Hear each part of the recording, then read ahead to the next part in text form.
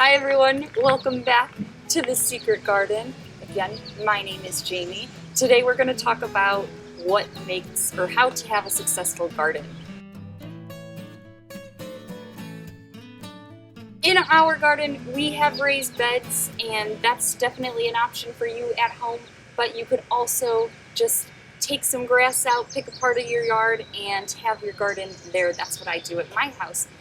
If you don't have that much space, you can also use planter pots or even a 5-gallon bucket. The biggest thing is you want to make sure that it can drain. So if you use a 5-gallon bucket, make sure that you put holes into the bottom. Then you're also going to want to make sure that you pick a space that has plenty of sunlight. Our vegetables typically need at least 6 to 8 hours of sunlight, so you want to find a spot in your yard, around your home, that has enough sunlight for them to grow. Whether you're doing pots or planter boxes or just a spot in your yard, you want to make sure that you have good quality soil. So good soil, typically we'll use 3-part soil and 1 part compost. You can buy that at the store, but you can also just use the soil from your yard. My town has free compost, so I like to use that compost. You can look in to see whether your town has free compost. And you just want to make sure that it's able to easily drain for the plants. And then lastly, you want to make sure that you are watering your plants enough, but not too much. So watering, you can check the soil by putting your finger into the soil and checking it to your first knuckle.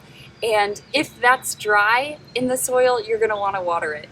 And you want to water near the base of the plant in the early morning or in the evening, not when it is super sunny and hot.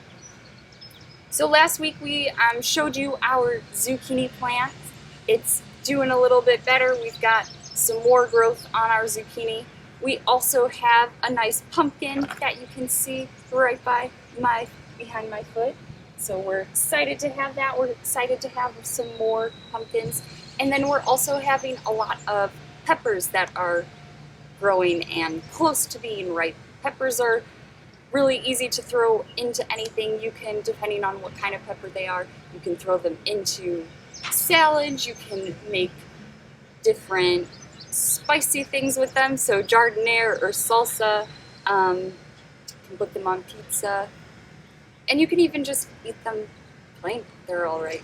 And we have our Sweet Cali Wonder Pepper today that's looking right. All right, well, thank you for joining us back in the Secret Garden. Hope you have a wonderful day and happy gardening. Bye.